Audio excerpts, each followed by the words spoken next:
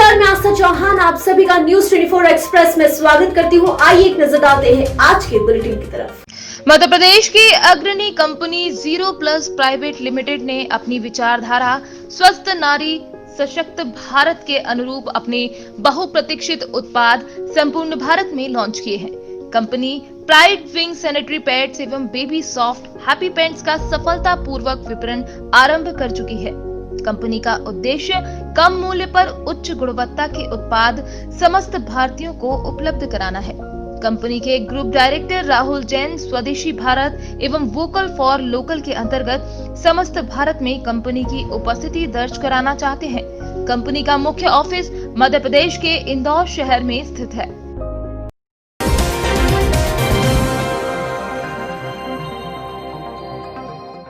औरैया जिले की नई पुलिस अधीक्षक अपर्णा गौतम द्वारा अग्निशमन केंद्र औरैया में आए नए अग्निशमन वाहन को माला डालकर पूजन किया गया।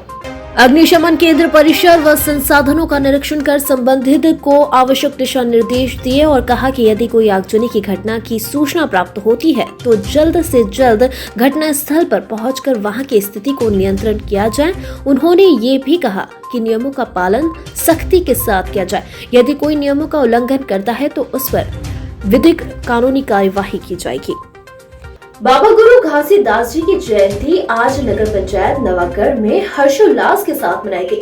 बाबा गुरुदास जी के जयंती के अवसर पर नवागढ़ नगर पंचायत राजा भाटा में शोभा यात्रा निकाली गई।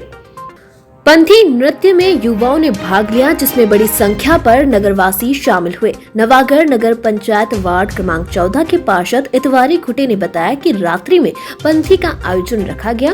नवागढ़ नगर पंचायत में 13, 14, 15 वार्ड में शोभा यात्रा निकाली, जिसमें डीजे साउंड के साथ लॉकडाउन का पालन करते हुए मनाई गई। शिवरी नारायण में भी मनाया गया और रांचा भाटा 14 वार्ड पर रात्रि में ऑर्केस्ट्रा का भी आयोजन रखा गया। मेरा नाम विक्की खूटे है। 18 दिसंबर के पावन धर्म में मैं उपस्थित हूँ। पवन पूज्य गुरु घासीदास बाबा जी ने एक मार्गदर्शन दिखाए थे हमें, सत्य के मार्ग पे चलो, सत्य के रास्ते पे चलो। ऐसा हमारे गुरु घासीदास बाबा जी ने हमें प्रेरणा दी थी और उस प्रेरणा के राह में हम लोग चल रहे हैं। और 18 दिसंबर पे हम लोग जयंती समारोह मनाते हैं। 1 दिवसीय, 3 दिवसीय ऐसे हम लोग जयंती समारोह पे जैसे भव्य रैली निकाले थे हम लोग। बस मैं अपने आवाज़ को मुरैना शहीद मंदिर पर बिस्मिल जी को दी 21 तोपों की पुष्पांजलि। कलेक्टर अनुराग वर्मा, आयुक्त नगर निगम अमर सत्य गुप्ता, जेलर विजय सिंह मौर्य सहित समाज सेवी, देशभक्त गणमान्य लोगों ने किए श्रद्धा सुमन अर्पित। मुरैना के डाइट परिसर में है अमर शहीद पंडित राम प्रसाद बिस्मिल जी का मंदिर। आज सुबह से ही प्रतिमा के अभिषेक पश्चात की पूजा अर्चना। अमर शहीद पंडित राम प्रसाद बिस्मिल की 93वीं पुण्यतिथि है आज। मंदिर से शहीद संग्रहालय होते हुए समाज सेवी व देशभक्तों का पैदल मार्च बिस्मिल जी के गृह ग्राम पहुंचेंगे सभी। कैलारस सामुदायिक स्वास्थ्य केंद्र कैलारस के अंतर्गत उप स्वास्थ्य केंद्र सुजरमा व बलहेरा पर स्वास्थ्य विभाग की टीम ने टीबी के संदिग्ध मरीजों को चिन्हित कर उनके सैंपल। लगभग दोनों शिविरों में 30 संदिग्ध मरीजों की जांच हेतु सैंपल लिए गए। इन शिविरों में block medical officer doctor SR Mishra, Dharmendra Yadav, Sonu Chauhan, Lakshmi Shakya, ANM Suraksha धाकर, आशा सहयोगिनी एवं आशा कार्यकर्ता पुष्पलता शर्मा, ममता शाक्य, मंजू शाक्य, उम्मीद धाकर व सुनीता जाटव आदि ने मरीजों के सैंपल लिए। मामला रहा कहाँ कितने सैंपल किए, कहाँ सैंपल किए? तो ना जी, हाँ, आज ग्राम सुजरमा और ग्राम बालेराव में हमारे हेल्थ एसोसिएशन के द्वारा टीबी का कैंप लगाया गया था, जिसमें लगभग 15 जो दोनों जगह से जो सैंपल इकट्ठे किए और जो मरीज पहले से ही टीबी के इलाज पे चल रहे थे उनका फॉलोअप भी किया, उनको देखा और उनको समझाइश दी गई। क्या उद्देश्य? इसका उद्देश्य गांव-गांव जाकर के इसलिए लगाते हैं हम लोग कि जो मरीज गांव में बैठा है और आ नहीं रहा है यहाँ तक, तो उनके सैंपल हम वहीं से लेके आते हैं और फिर अपन लैब में जांच कराते हैं। अगर पॉजिटिव होते हैं तो उनको दवा पहुंचाने की व्यवस्था करते हैं, जिससे गांव में मूवमेंट बने कि लोग आगे यहाँ तक नहीं आ पा रहे हैं तो हम गांव-गांव जाके उनके सैंपल लाएं।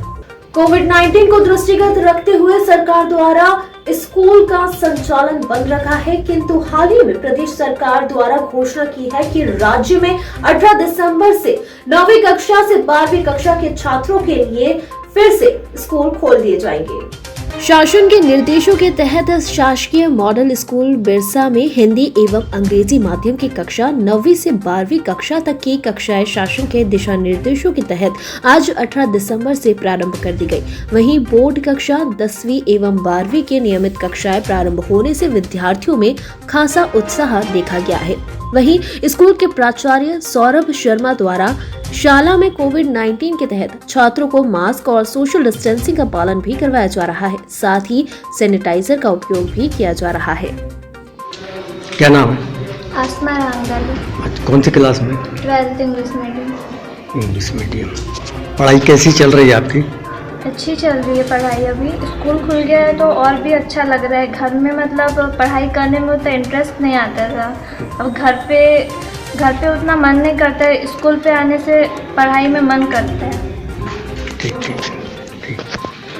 क्या नाम है? हरिओम पटेल। हरिओम पटेल। कौन सी कक्षा? 12वीं? 12th English medium. 12th। यहाँ की पढ़ाई कैसी चल रही है आपकी? ये चल रही है यहाँ की पढ़ाई। अभी टीचर्स भी आ रहे हैं। टीचर्स आ रहे हैं और ये हमेशा चालू रहता है ये? जी सर। क्लासेस हमेशा चालू है? और अभी क्लास जो लग रही है आज से चालू हुई है, इसमें क्या कहेंगे आप? जी पहले जैसे तो मतलब नहीं है, मगर फिर भी सभी टीचर्स आ रहे हैं और अच्छे से पढ़ाई हो रही है। पढ़ाई चालू है? स्कूल लग रहे थे उसी टाइप से। ठीक।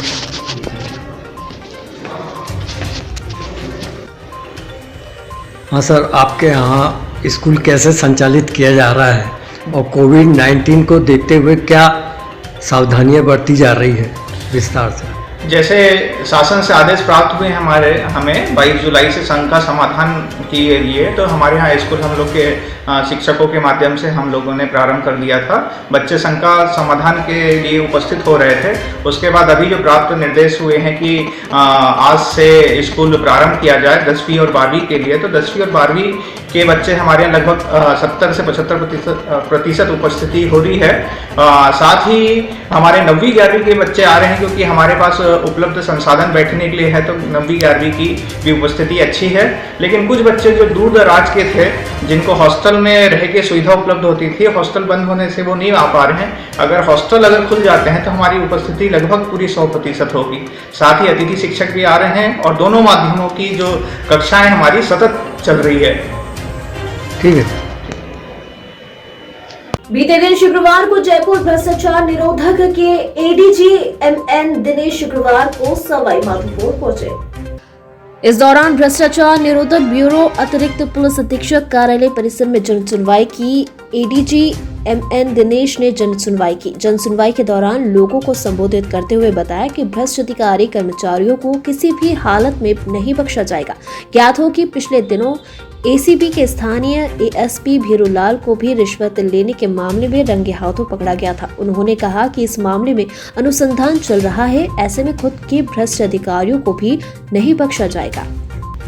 तारानगर क्षेत्र के चुनाराम की डाणी में 5 साल से पीने के पानी की बहुत बड़ी समस्या चल रही थी और 2 साल से तो डाणी में पानी बिल्कुल भी नहीं आ रहा था। ढाणी के पूनम चंद जहांगीर ने बताया कि पीने के पानी की बड़ी समस्या थी। लोगों को 1,500 रुपए देकर पीने का पानी मंगवाना पड़ता था। लोग जनप्रतिनिधियों व क्षेत्र के मौजूद लोगों से काफी गुहार लगा चुके थे, लेकिन लोगों को आश्वासन के सिवाय कुछ नहीं मिला। ढाणी के लोगों ने तारानगर के युवा दल अध्यक्ष मुकेश फगेड़िया को बुलाकर इस समस्या के बारे में बताया, तो फगेड़िया ने तुरंत जलदाय विभाग से दूरभाष के जरिए संपर्क कर 24 घंटे के भीतर उक्त समस्या का समाधान करवा दिया तथा ढाणी में पीने का पानी चल पड़ा। ढाणी के लोगों ने जलदाय विभाग के रामनिवास रेगर व राजेश जहांगीर का धन्यवाद ज्ञापित किया व आभार व्यक्त किया। मैं सबसे पहले मैं मुकेश जी फगेड़िया साहब ने धन्यवाद देना चाहूँ, कैसे को मेरे गाँव के अंदर पीने वास्ते पानी चलवायो, ये बाद में 10 साल बहुत बिल्कुल परेशान, 10 साल हमारा थोड़ा बहुत पानी आता भी बाद 2 साल में कंटिन्यू मैंने एक बूंद किसी को भी तो पानी को नहीं मिले। बिंग बाद में मुकेश जी पीएचडी में संपर्क करो और बिंग बाद में हमारो आज समाधान, आज नहीं आज 10 दिन पहले हमारा समाधान हो गया और पानी चालन लग रही है कंटिन्यू। इंग वही है कभी बहुत बहुत धन्यवाद मुकेश जी पीएचडी साहब ने। मैं टैंकर 1500 रुपया, 1200 रुपया, 1000 रुपया खारे पानी का देकर और 1500 रुपया मीठा पानी का देकर मैं मंगवाता और आज के दिन मानो वो पानी मिले। मैं बहुत बहुत धन्यवाद दूँ मुकेश जी। 18 दिसंबर गुरुपर्व संत शिरोमणि गुरु घासीदास जयंती के अवसर पर बेलाईगढ़ विधानसभा के एक छोटे से गांव धोरा भांडा के सांस श्रमिक अधिकार और न्याय संगठन ने शिक्षा के स्तर को बढ़ावा देने के लिए एक अनोखी पहल की है। आपको बता दें ये गांव वन परिक्षेत्र में बसा हुआ है और कोरोना काल में शिक्षा से कोसों दूर है। ऐसे में सांस श्रमिक अधिकार और न्याय संगठन ने स्मार्ट डिजिटल एजुकेशन सेंटर का शुभारंभ किया है। इस कोरोना काल की जैसे भयंकर स्थिति में क्षेत्र के बच्चे शिक्षा से नहीं जुड़ पा रहे हैं, जिससे बच्चों का भविष्य अंधकार की ओर जाते दिख रहा है, जिसे ध्यान में रखकर स्मार्ट डिजिटल एजुकेशन क्लास का व्यवस्था की जा रही है। आपको बता दें कि इस डिजिटल एजुकेशन में निःशुल्क शिक्षा मुहैया कराई जा रही है, जिसमें उन परिवार के बच्चों को शिक्षा मिलेगी जो खासकर पलायन कर मजदूरी करते हैं और गरीब तबके के बच्चे जो प्राइवेट स्कूलों में दाखिल नहीं ले पाते हैं। ऐसे में सांस श्रमिक अधिकार और न्याय संगठन ने निःशुल्क शिक्षा देने का बीड़ा उठाया है ताकि बच्चों के भविष्य को अच्छे से गाड़ा जा सके। आपकी संगठन जो है क्या सोच करके जो क्लास जो है संचालन करने का निर्णय लिया? अभी पिछले दिनों से लगभग मार्च महीने से लॉकडाउन होने की स्थिति में स्कूल पूरी तरह से बंद है। जहां बच्चे लोग जो भी सीखे थे अब की स्थिति में सब जीरो की स्थिति में है।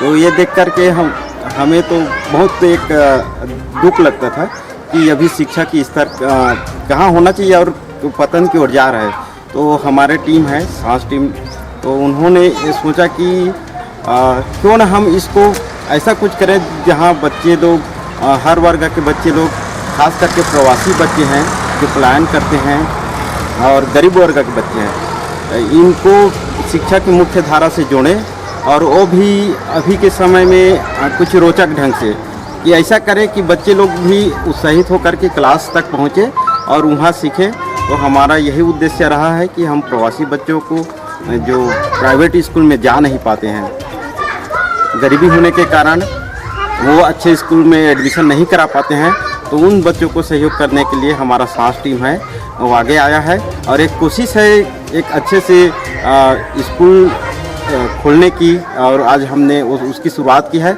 और आशा करते हैं कि ये हमारा स्कूल सतत चलेगा और यहाँ बच्चे हर प्रकार की जानकारी है, गणित संबंधी है, मानसिक तर्क संबंधित है, हिंदी या इंग्लिश संबंधी है, इन सभी विषयों पर अच्छे से टेक्निकल मीडिया का या हमारे जो यूट्यूब चैनल है या हमारे जो शिक्षक हैं आसपास के जो बहुत ही विद्वान हैं उन सभी का सहयोग लेंगे और यहाँ पर अच्छे से अच्छे बच्चों को शिक्षा दे करके उसको बहुत अच्छे उसके शिक्षा में ग्रोथ कराएंगे। यही सांस टीम का उद्देश्य है कि हर प्रवासी बच्चे को शिक्षा मिले, हर मजदूर वर्ग के बच्चे को अच्छी शिक्षा मिले और आगे बढ़े। आपका नाम? मेरा नाम है अमृत तिलकिया और मैं सांस लीडर हूँ ग्राम धोरा भाटा का जी। आज एक संगठन की तरफ से जो है स्मार्ट एजुकेशन क्लास प्रारंभ किए हैं, ऐसे में क्या कहना चाहेंगे आप? आज 18 दिसंबर गुरु पर्व के अवसर पर स्मार्ट क्लास की निःशुल्क व्यवस्था धौरा भाटा हमारे छोटे से ग्राम में अमृत तिलकिया और उनके साथियों के द्वारा उद्घाटन किया गया है। यह हमारे इस क्षेत्र के लिए बहुत ही गौरव और स्मरणीय दिन है। आने वाले निकट समय में श्रमिक वर्ग के बच्चों को अपनी जिम्मेदारी समझकर शिक्षा के क्षेत्र में उसे आगे बढ़ाने के लिए संकल्पित होकर ये कार्य का प्रारंभ किया गया है। ये बहुत ही सराहनीय और स्वागत योग्य कार्यक्रम है। मैं समझता हूँ ऐसे कार्यक्रम हम सबको प्रेरित होकर ऐसे संगठनों को मदद करने की आवश्यकता है। आपका परिचय? मैं RS बघेल, अध्यक्ष ज्ञान प्रसार सेवा समिति रायपुर से, वर्तमान में शिक्षक के उत्तरदायित्व में बांसुर पुलिस संकुल में पदस्थ हूँ। पैड्स एवं बेबी सॉफ्ट हैप्पी पैंट्स का सफलतापूर्वक विपणन आरंभ कर चुकी है। कंपनी का उद्देश्य कम मूल्य पर उच्च गुणवत्ता के उत्पाद समस्त भारतीयों को उपलब्ध कराना है। कंपनी के ग्रुप डायरेक्टर राहुल जैन स्वदेशी भारत एवं वोकल फॉर लोकल के अंतर्गत समस्त भारत में कंपनी की उपस्थिति दर्ज कराना चाहते हैं। कंपनी का मुख्य ऑफिस मध्य प्रदेश के इंदौर शहर में स्थित है। बुलेटिन में फिलहाल इतना ही। लगातार खबरों की जानकारी के लिए बने रहिए हमारे साथ, देखते रहिए न्यूज़ 24 एक्सप्रेस।